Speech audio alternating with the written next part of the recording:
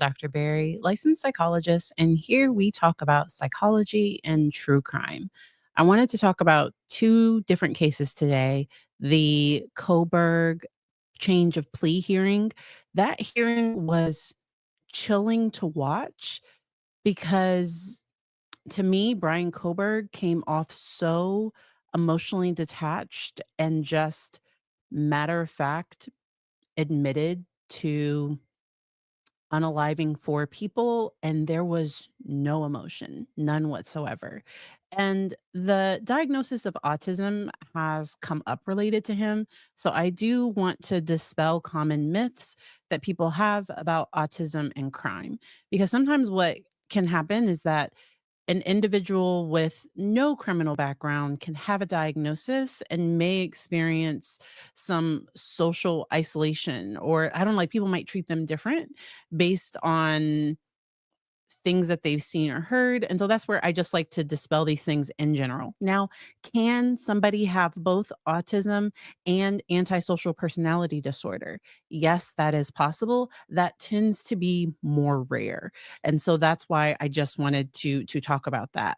I agree with you, Wendy, that he was so detached. It was very disturbing. That's part of the reason why I don't wanna watch it again.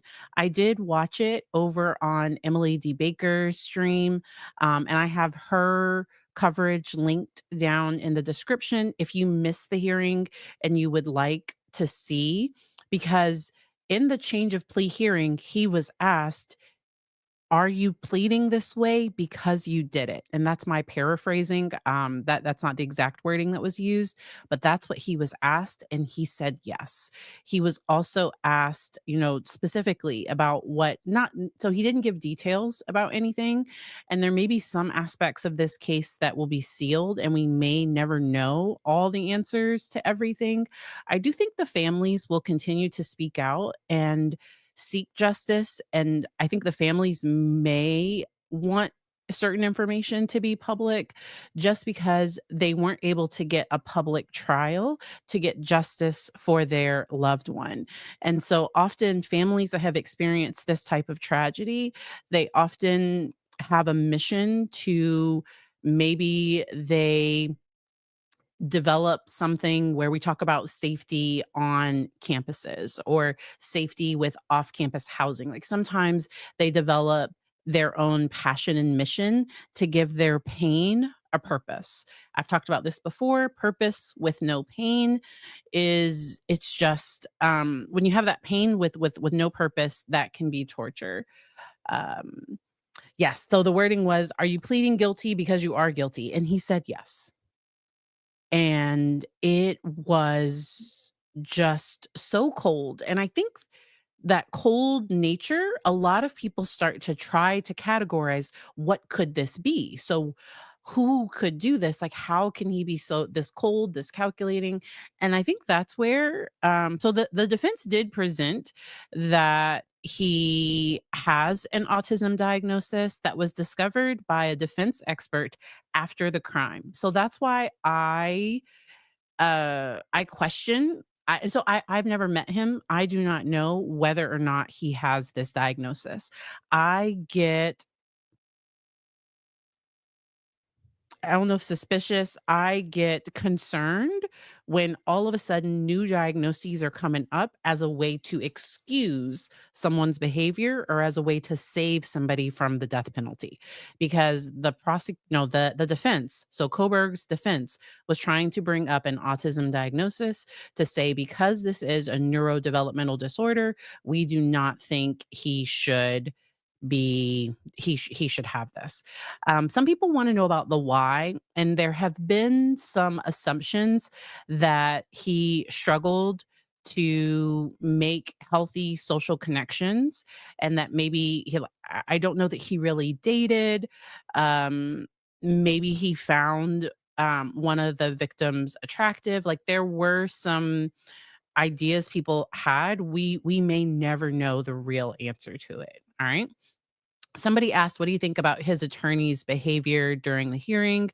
She was smiling when looking at him at times. So his attorney may may consider this to be a victor. I don't know, because and for sentencing, correct me in the chat if I'm wrong. The judge, so I believe the judge, that hearing was extremely hard to watch. And he's most likely going to get 4 life sentences, I think plus 10 years. Those are some of the things that I've seen out there. And what he really wanted to do was to avoid the DP. And DP cases tend to be very expensive. There are a bunch of appeals the individual legally gets. There are all of these things. Sometimes they can receive a stay of execution from their governor. Like, there are all these things that go into it, and that process can be exhausting for the family. But some people do want that eye for an eye. Like, my loved one is no longer there. I'm sure the families, especially, I know at least 2 of the families did not like that he did not go through the full justice program, the full justice system, and that he was just pleading guilty. I am still glad that he did have to admit that he did it, and he said yes. He said that, yes, he is the one that did all of this. And when we talk about his potential autism diagnosis, the reason why my um, the reason why I have questions about it is because the defense was also trying to say that he has OCD, obsessive compulsive disorder, and that he also that he had a coordination disorder, so he couldn't have possibly, and so defenses are trying to do what they can do to, I don't know, to protect their client. But it's my understanding that there was something submitted that said he had a coordination disorder where he didn't have the dexterity to be able to do what he was charged with. And according to his plea, yeah. And so that's why I question whether that autism diagnosis, especially, so he was a PhD student in criminology. And I think, so a lot of people watching are fascinated with crime. They are intrigued by true crime. They might follow cases, but we don't do crimes. So I don't watch the when I watch cases, I want to see, how can we protect victims? How can we, are there any red flags that were missed? When I look at cases like this, I look at how can we prevent something like this from happening again? How can we make sure that certain diagnoses aren't um misunderstood by the public? Those are some of my concerns. And I'm not a physical therapist, and so if he did have some type of motor issue, some people are saying he had signs of a coordination disorder as a child. He pled guilty. So he pled guilty to the thing. He did. And not because, because he admitted that he was the one under under penalty of perjury. Yes, everything I say is going to be true. He admitted that he did it. Um Lisa, I definitely understand avoiding a lot of information in this case. This case, it just felt evil, and just there was a darkness in this case that I was not, so this is my second time talking about the case, but only since he's done the plea deal.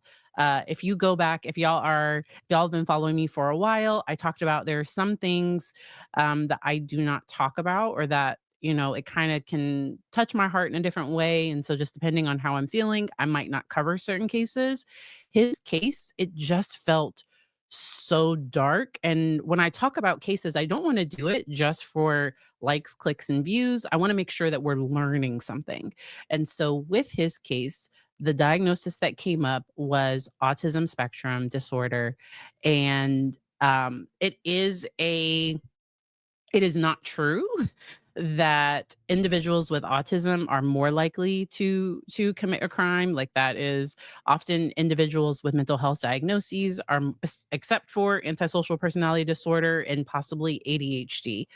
Um, The other diagnoses, they're more likely to be victims of crimes than to do them themselves. And psychopathy or antisocial personality disorder is characterized by a lack of empathy, remorse, and manipulation that can often lead to illegal behavior or antisocial behaviors that go against the social norms. While autism is this lack of understanding, it's not understanding the social cues, or and I'm being very general here, so but it's not a form of manipulation. It's not to try to it's not for revenge against people that they didn't even know. It's so weird. Um with When we look at emotional processing with psychopathy or antisocial personalities, it's often linked with a lack of emotional resonance with others, where versus autism, it's difficulty understanding and expressing emotions. With psychopathy, there's just this lack, this just almost emptiness, this lack of emotional expression. All of these things are a spectrum, and so as I'm talking about these things, there will be cases and situations that fall outside of the norm. Uh, Jesse Kershkatsky, I think that. Wait a minute, no, which one am I thinking? I'm thinking of the one. She gets in trouble all the time for like biting people. Taylor Shabusiness, that's who it is. Taylor Shabusiness. um, she, I think, likes the attention of the courts and the cameras, and in my opinion, she seems to have this, like, sadistic dark side where she enjoys inflicting pain and harm on others, even her attorneys, the attorneys that are supposed to be there to help and protect her. She's already serving life without the possibility of parole, and so she really has, like, she's just a very high violence risk just because of that. Somebody mentioned avoiding Shonda Vander Arks too. And the diagnosis of autism came up with the individual that was charged along with her. Um, y'all know me in names.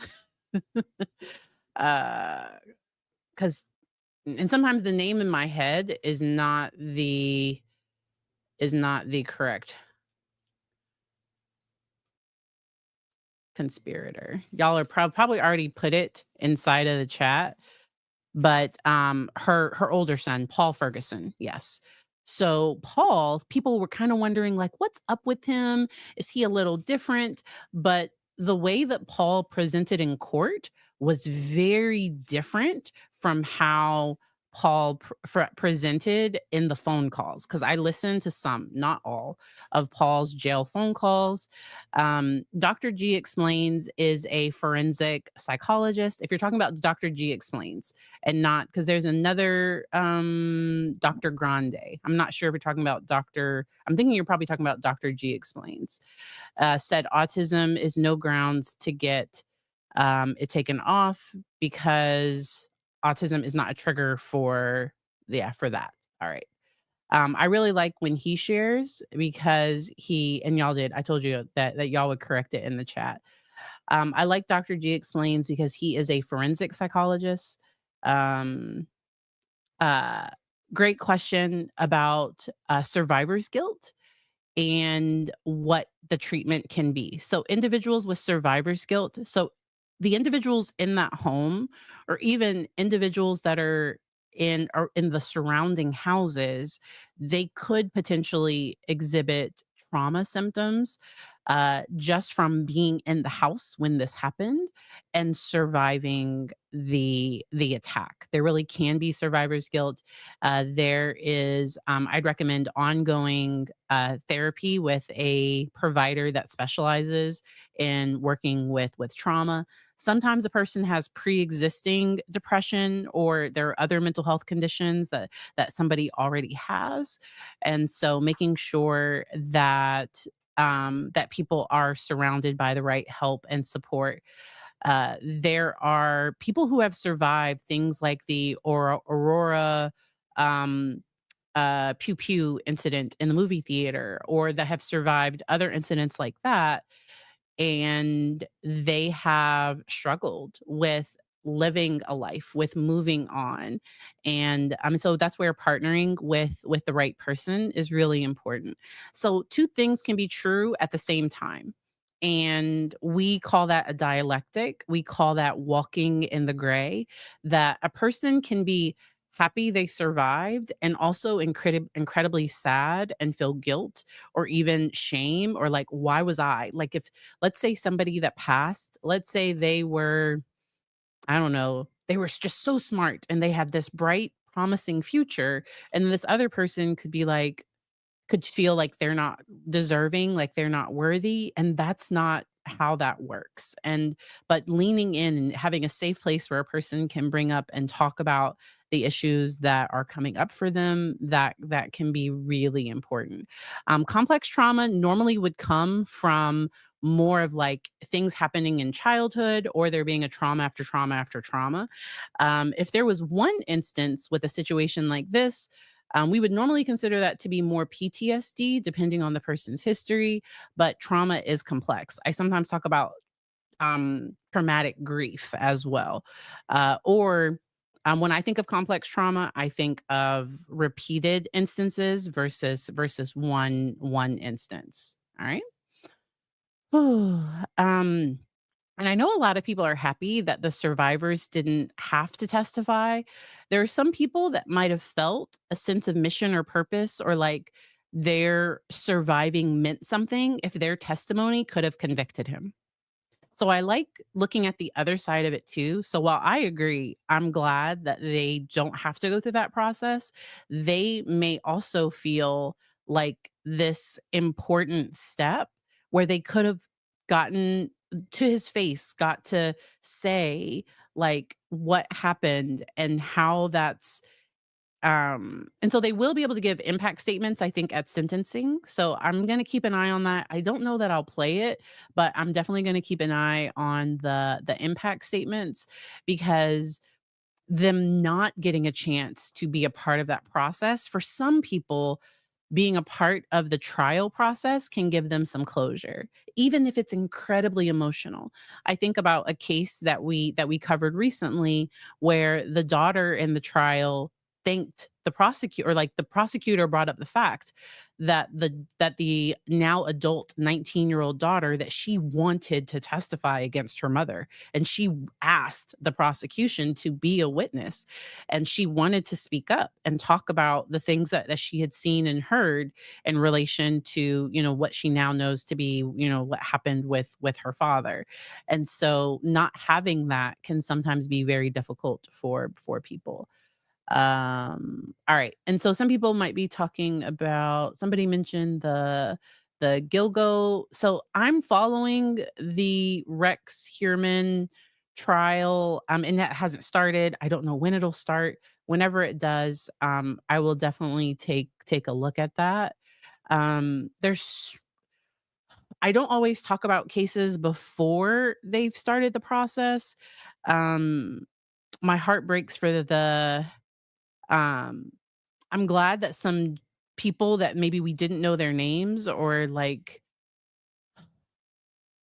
it's just a very, very sad case. Like, that whole thing is just very, very sad. And I don't know that they've even found all of the potential victims. Like, that's a very, very sad case.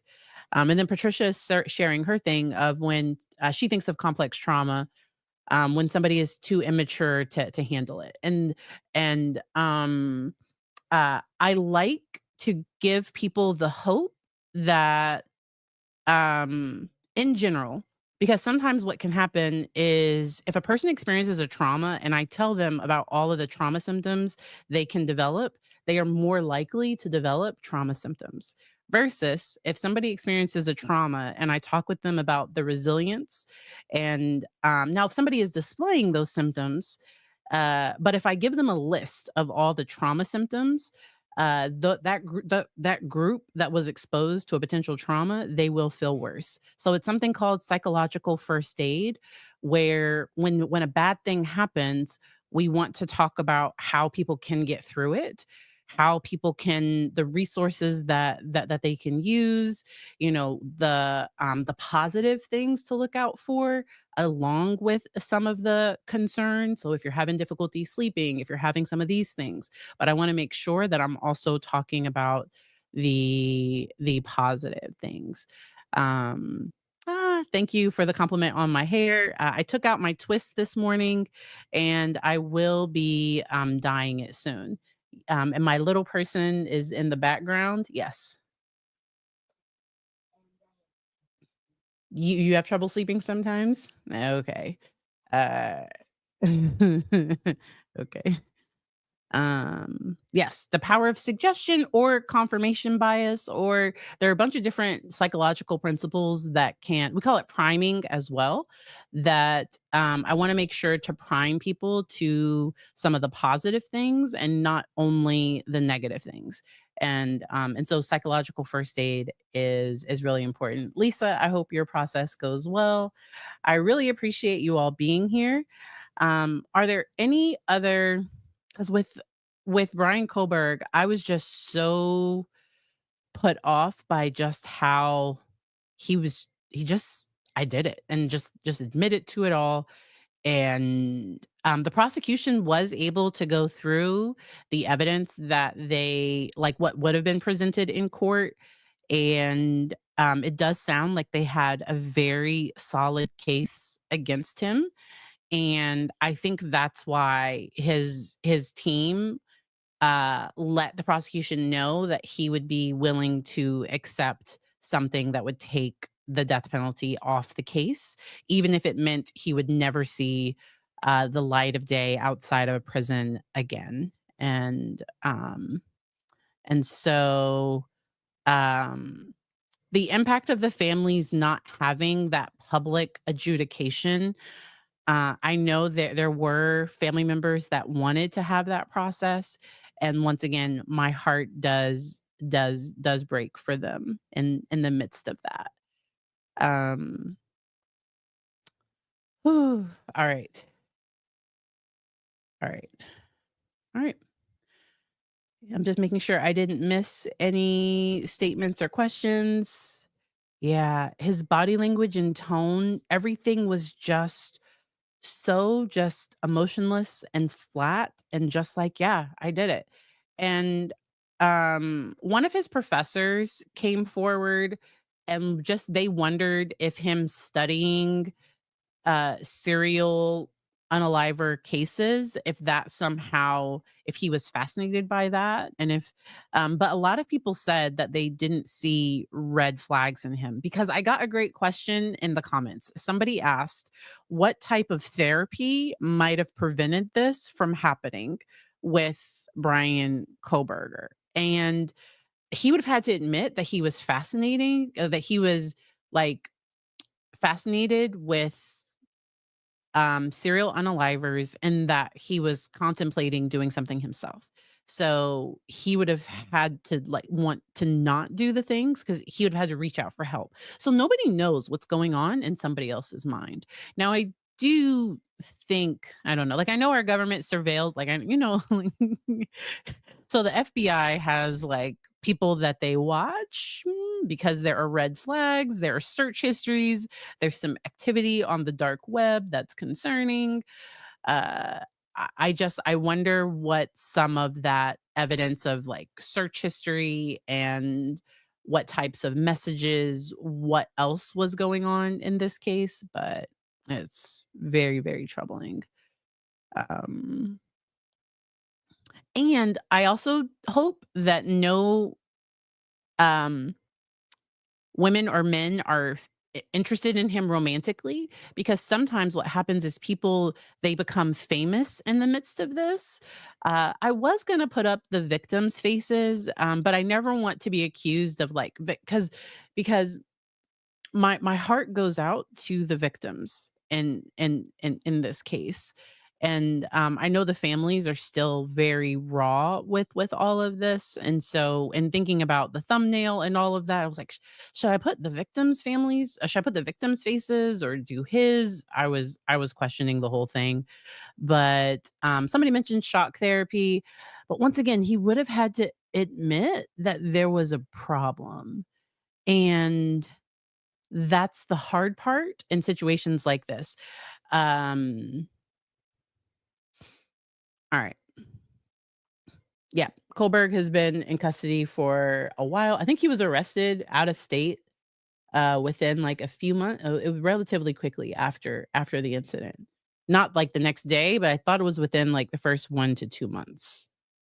Um, Somebody mentioned he'll be in jail clothes at the next hearing. Okay.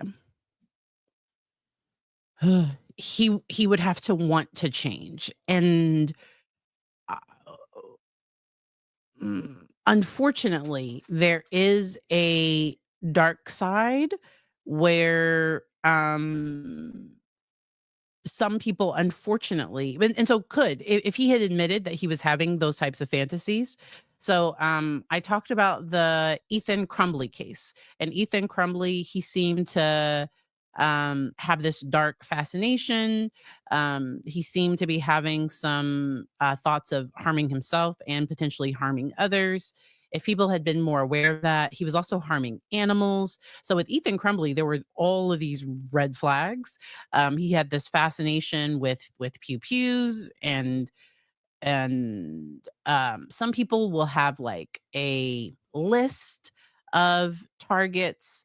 There, to me, with Bryan Kohberger, and that's where I don't know if he was trying to do like a perfect crime and trying to not get caught. I'm very thankful that he did. I'm glad that he got caught. Dr. Barry, do you think he got some satisfaction in hearing the judge go over each count? So that's where I would look at Dr. G explains. He does body language analysis. And I know with, what's his name? With Wade Wilson, he seemed to like get pleasure out of hearing the things that he had done. I didn't see much on him at all. Somebody mentioned, do you think the family knew? So maybe, I think it's normal for a family to want to be blinded and to think their family member couldn't do that. Some people do suspect that the family maybe knew or suspected something could have been off after the fact. Um, Even if I knew a family member was guilty of something, the state still has to prove it. Now, I'm not gonna do anything to help them. I'm not, but, I do think it is on the state to prove their case, and I do think in this case, the state had a pretty solid case, against him. And yet, no matter how solid the state's case is, there's always this chance of when it goes to the jury, is there somebody that isn't going to be convinced of the evidence? Is there somebody that's going to think, oh, it could have been somebody else? And so I am glad that we don't have the anxiety of it going to a jury and then just waiting for hours to days to know what happened. Like we know the minimum he's facing is 4 life sentences. Um, he took a cross-country trip with his dad. I have no clue what they talked about. I haven't seen the Peacock documentary, so I haven't seen, snow vision disease. So I've heard of that when somebody's, like, driving. Let me see what snow vision, and I don't think any of that would explain what happened in this case. Um Snow vision disease, and I'm doing snow vision disease and crime. Okay, it's a neurological disorder affecting 2 to 3% of the population. Sometimes in situations like this, the families are trying to say and do anything to say like my family member is a good person. I think back to the support that the treadmill case. Y'all know me and names. Oy. And when I go to search, y'all always like have it by the time I get back. Christopher Greger. Um, I think about the support that his family gave. Like sometimes families, because they love their family member, sometimes it's hard for family members to accept that, yes, my family member also did this other thing. Do you think he's more likely to be, uh so I think he's gonna be in protective custody. So, I think, because of the notoriety of his case, and it's my understanding that, uh, the DP, uh parts of the jail, sometimes they have, like, their own TV, like, they normally get their own room, like, there are all of these things. I'm thinking he's likely gonna be in protective custody, like, Lori Cox. Imma call her Lori Cox from now on. Y'all know her other names, but, uh, my kid even knows it's Lori Vallow. And he's playing with a peacock in the background. Do you want me to show it to everybody? Okay. So we went to no, no, stay over here. Stay right there. We went to Busch Gardens yesterday for the 4th. He got to see fireworks on the 4th for the first time in person. And I told him he could not have this peacock. Okay. We were in one store. He wanted it so bad. I was like, nope, because he had already got the parrot. You wanna go get the parrot? It's up to you. Because he had already we had already purchased a parrot. He was like, "I want this." 3 minutes later, we're in another store. We're in a completely different store in another part of the park.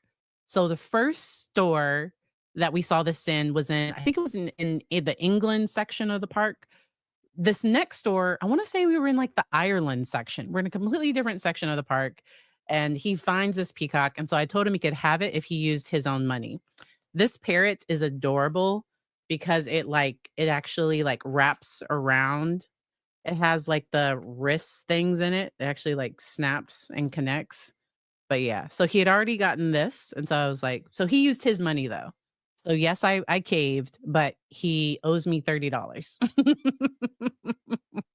All right. Uh, so now I have the Shih Tzu comment. I have the Lori V. Okay. Oh my gosh. Y'all are like, it was so Busch Gardens, Williamsburg, not sponsored. We paid. It was Military Appreciation Day.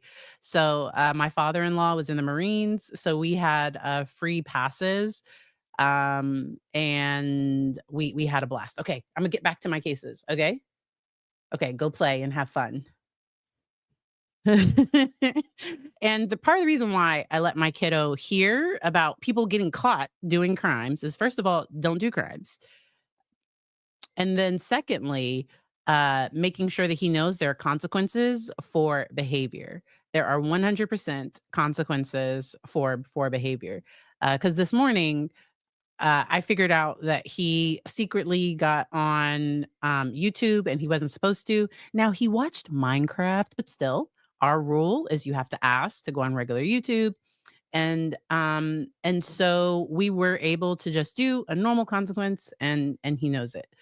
All right. 95 corridor is a beast. I know. Traffic was beautiful though. We made it with no traffic there and no traffic back. But we went on the 4th and we drove home the same day. The Clydesdales, we walked by them, we did not go and see them. I'm allergic to all animals.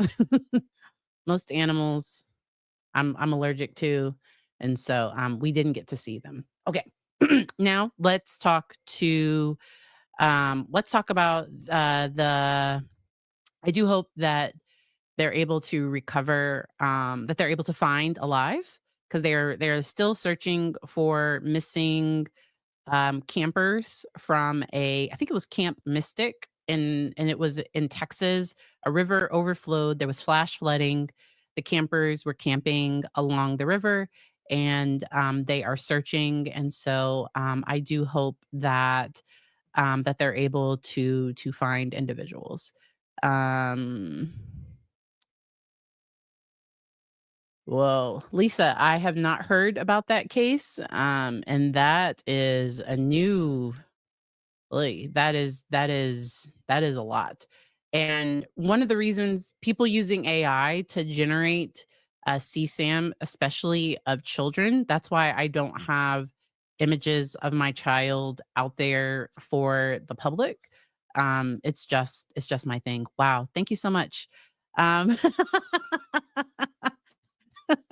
you gave him you gave him some some pesos for his peacock. Oh, so now do I have to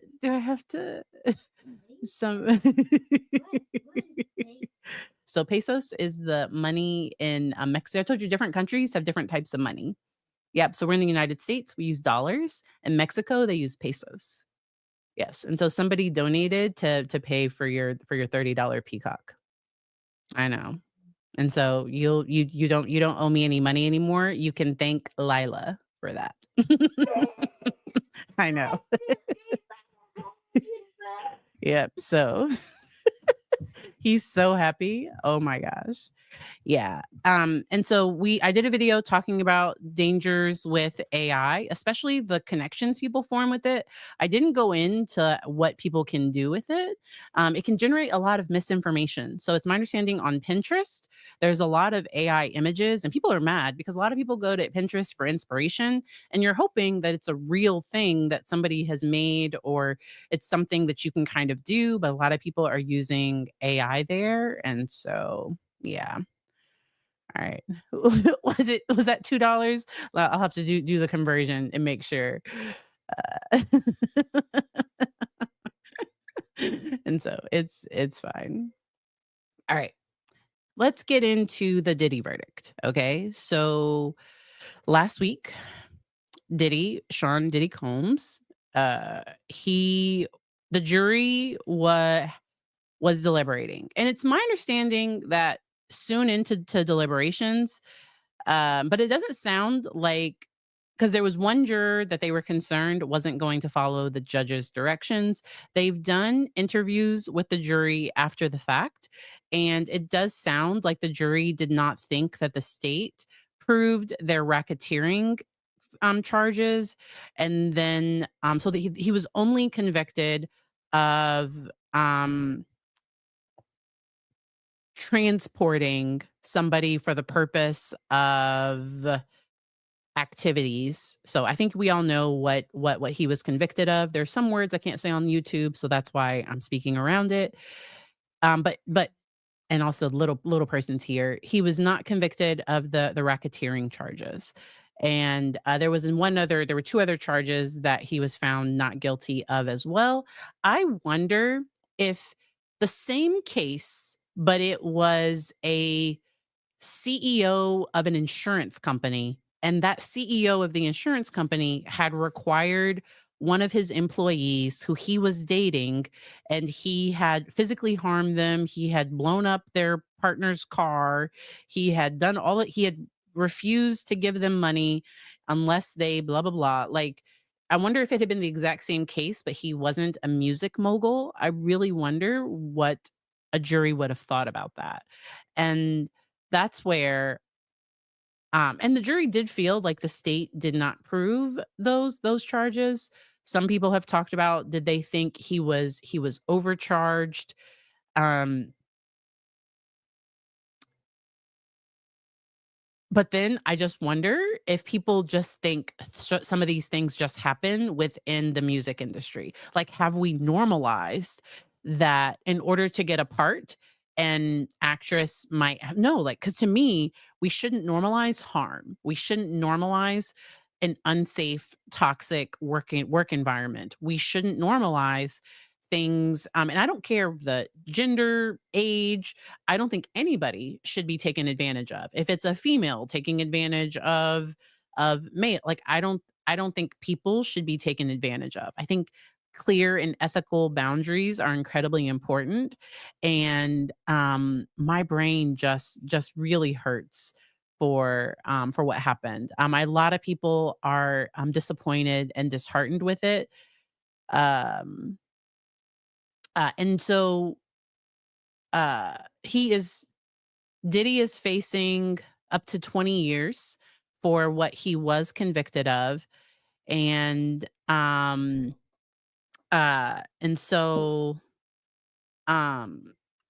for this comment, the painting that's behind me, it's in my Amazon storefront, and so, it's available. So you just the link there. It is an affiliate link, but, so it's available on Amazon. A lot of people disappointed with Diddy. Um, and I know a lot of people are saying that the racketeering charges were created for the mob, but he used a substance mule to carry things for he would have his girlfriends carry his pew-pews so he wouldn't get into trouble.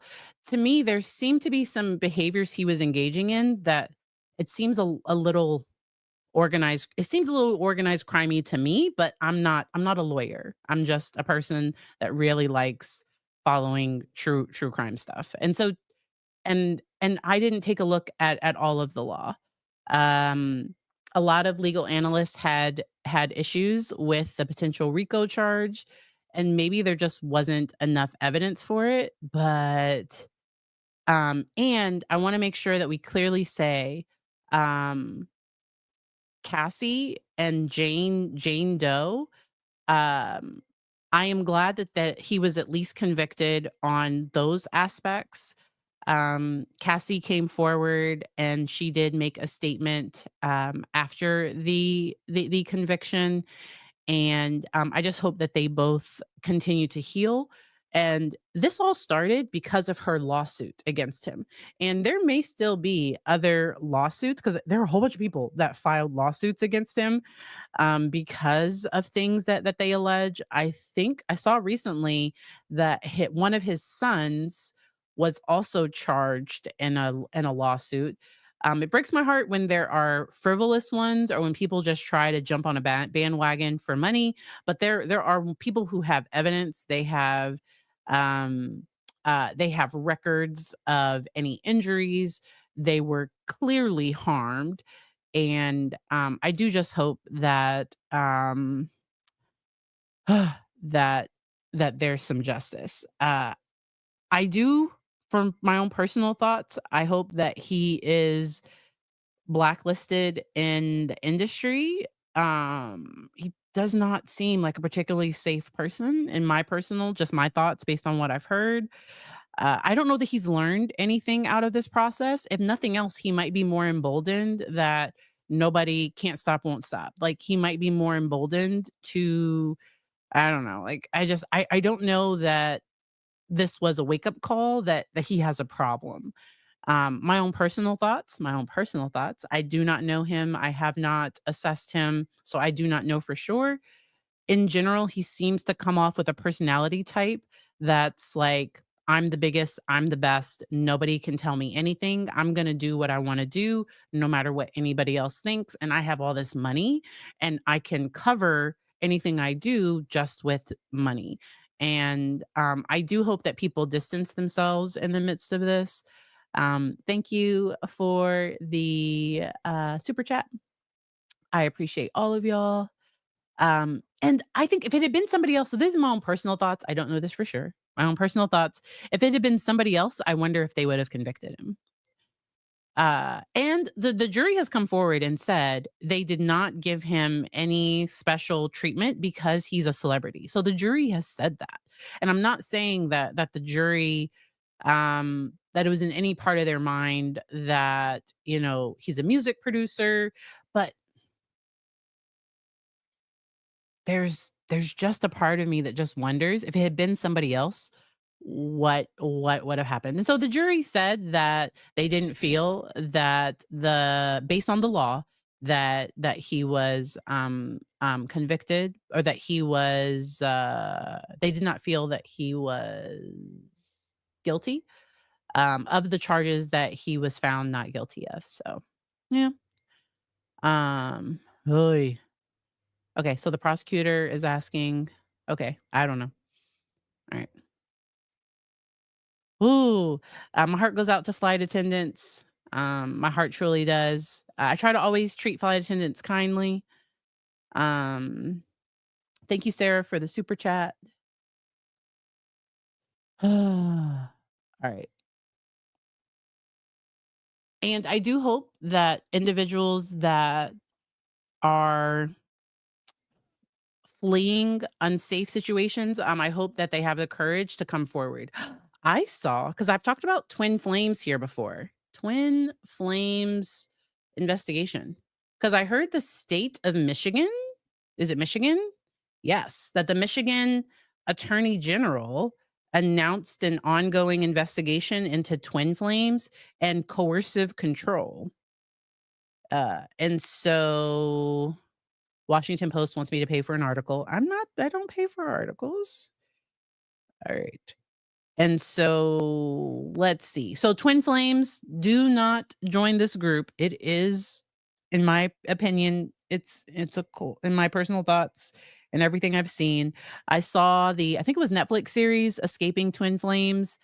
And any group where they start to limit your money, they limit who you can talk to, they tell you who to marry, they tell you what your gender is. Any of those things start happening, that is a problem. And so in Michigan, they are currently being investigated for coercive control. And I'm glad that that's like a legal thing there, because there's some, it's just one of my I don't, and I hadn't heard about that being investigated before. So it was a docuseries on Netflix and Amazon Prime. I watched them both. And people join these groups looking for a spiritual journey or looking to find their lifelong romantic partner. And instead, what they found was, the allegation is that they found coercive control. And their products range from a $10 Kindle book to a $8,888 everything package. And it's so, those eights must mean something to them, or is that's weird. Um uh in March, the Twin Flames posted a statement defining its mission.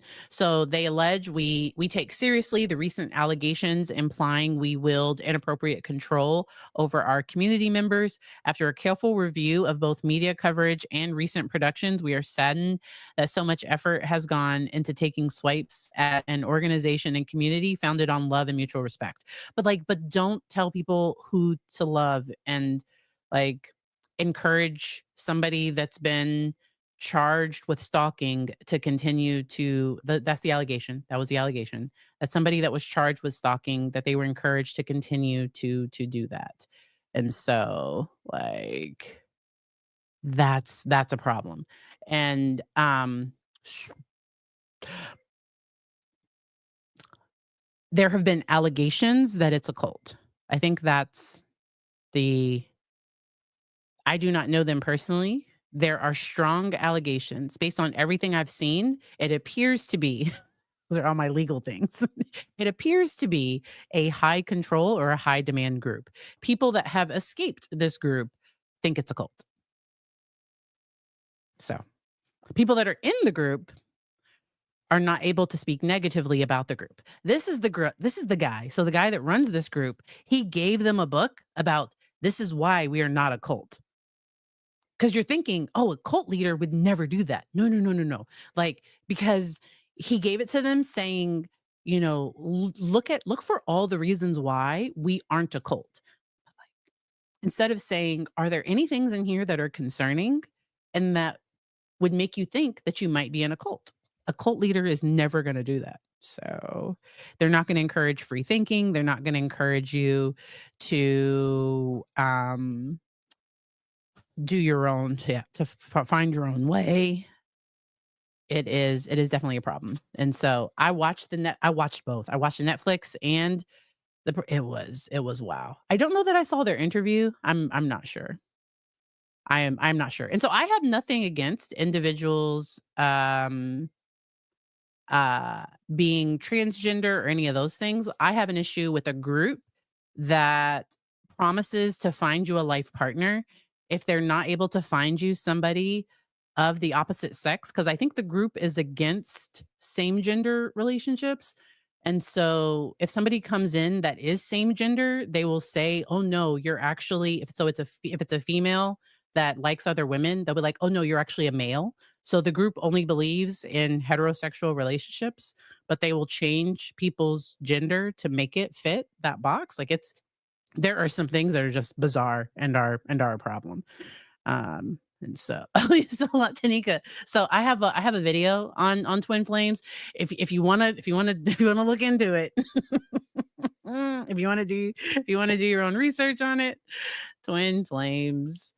Let's see. And it was around the time that I was covering Jody Hildebrandt and all of that. Here is my video. I will put it in the description as well, where I talk about twin flames. Mm, I'll put this in the description. Twin flames video. So, talking about the Netflix series and all of the allegations of brainwashing and mind control. Oh, does the new documentary, does it come out on Tuesday? I'm not sure. If it is on Peacock, I don't have Peacock. That's the one that I don't have. I have Prime, Netflix, Hulu. I have all these other things. I do not have that one. So, it's very interesting. Yes. Let me see if I can share anything about it. Um, and it's specifically Twin Flames Universe, I think, is the group. Yes. I think that's the specific group. Um, okay. And Wikipedia. So let me just share the Wikipedia of what Wikipedia says. And people can change Wikipedia, but still. So Wikipedia calls it an American religious cult ran by Jeff and Shalia Divine. They changed their name to Divine. I think he goes by other names besides Jeff. And they talk about self-help and wellness, but they use aspects of like Hinduism, Buddhist, and then also like evangelical Christian. They kind of like mix up all these things, talk about soulmates and Jeff. Oh, because he used to go by Ender. Oh, good gosh. I don't know if okay, but yes. So there's information out there about them. I can't. So we can't get into this today. I have a members only video to do. Ooh, free version of Peacock. Let me see if there's a free trial. I don't know. We'll see what happens. I don't know that I want to watch his docuseries. Did the family agree? Okay, Jeff. Exactly. Really. Okay, so the one on Peacock was scary. Okay. Okay, there's a free version that's free. Okay. I can I don't Kohlberg, like I said, it gives me evil, like it gives me different weird vibes. And not I don't know him personally. I don't know that he is. Ugh. Jeff thinks he is. I do not think he is one. Ooh, Legal Cat gets Peacock for free. That's amazing. Yeah. All right. So I'm going to do a members only stream, and that video will be available to everybody on the 14th. So next Monday, and not this coming Monday, Monday after that. And we are going to talk about social media and mental health. So how to have some type of balance with social media. And I'm glad I got the so somebody watched the documentary in two parts and felt it was sinister and scary. I just Ugh. There's a darkness with that one. So I don't watch scary movies. So I love true crime and I love watching things that are suspenseful. I normally hide behind stuff. So I'm a baby when it comes to like suspense in real life. That's why I'm not a forensic psychologist. Like, no thanks. I like no. I don't do that stuff. I like seeing it on court. I like seeing it on TV, but I don't wanna be in the room with it personally.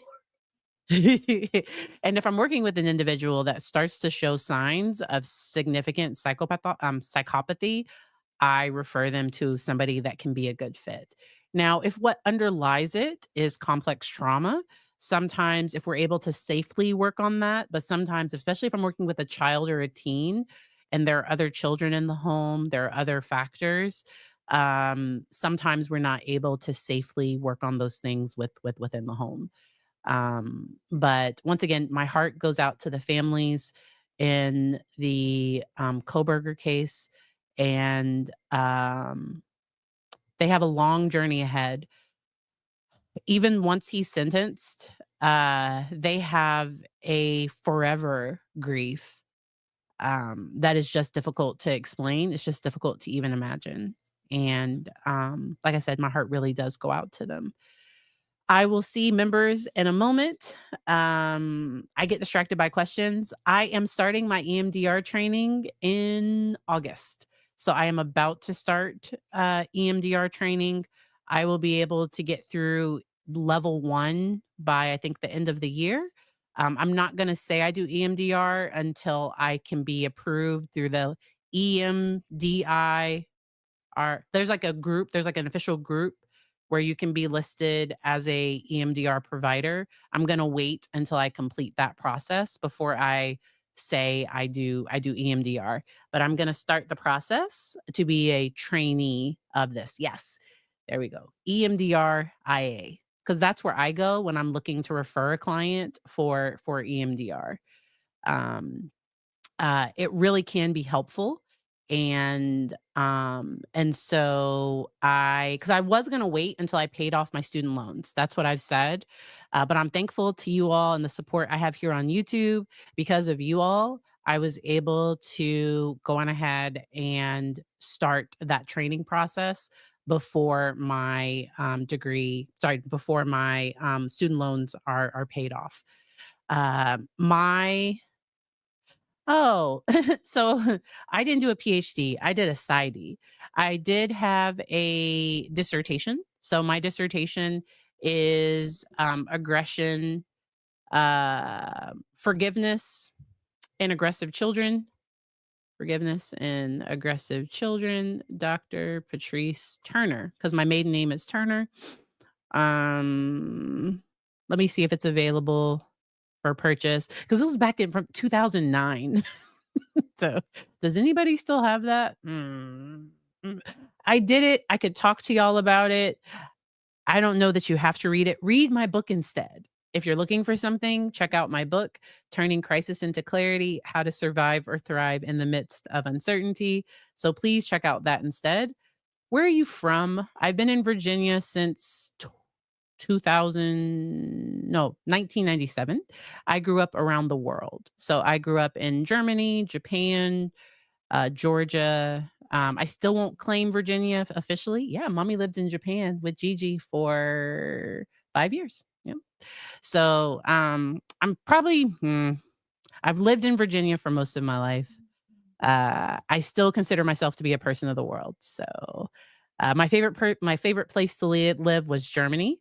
So when we went to Busch Gardens, we ate at it's called Fest House, and I had the German sampler, and I had my bratwurst with my sauerkraut, with my mustard, and so I absolutely love it. So my mom was a civilian. My dad is retired Air Force. I didn't grow up with my dad. So the military would always send my records to my dad, but I lived with my mom, and it always created issues.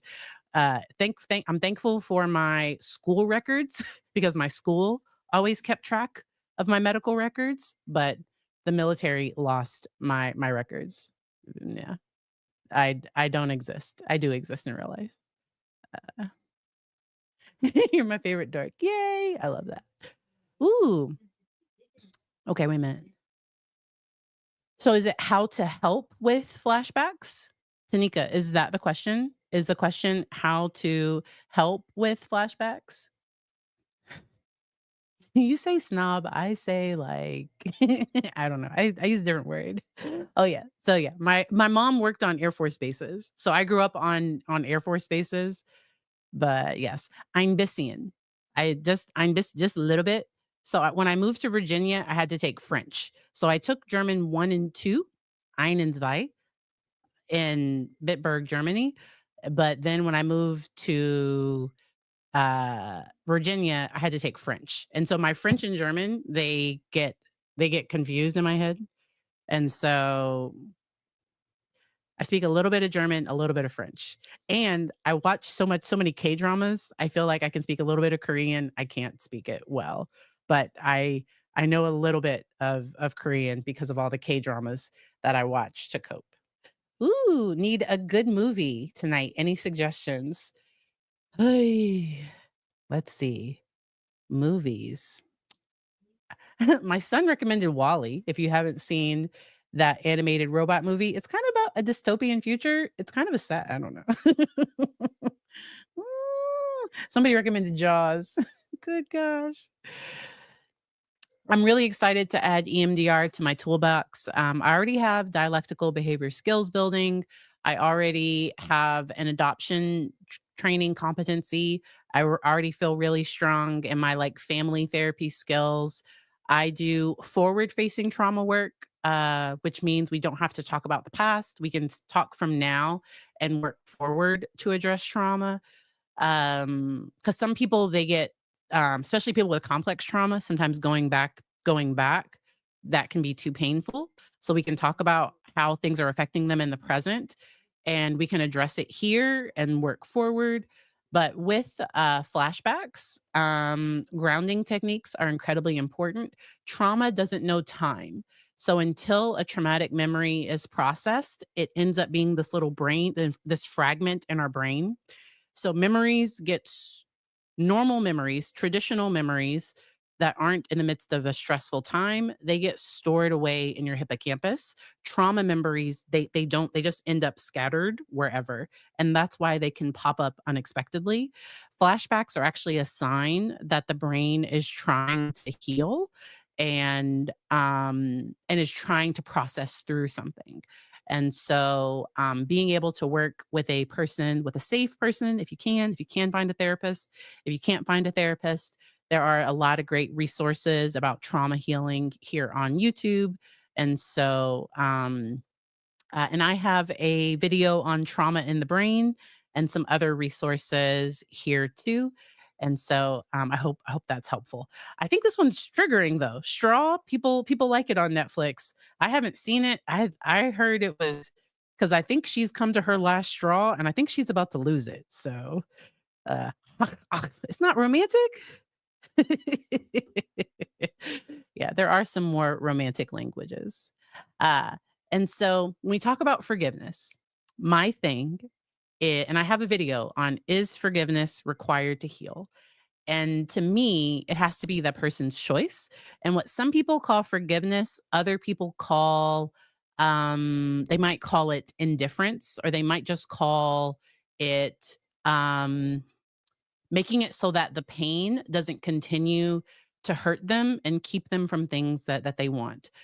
We talked at the beginning of the video about survivor's guilt. And sometimes one of the hardest things for survivors to do is to go on living the life that they think their friend or loved one should have and being happy, despite knowing that the person that's no longer here would want them to be happy. They would want them to have a good life. They would want them to have all those things.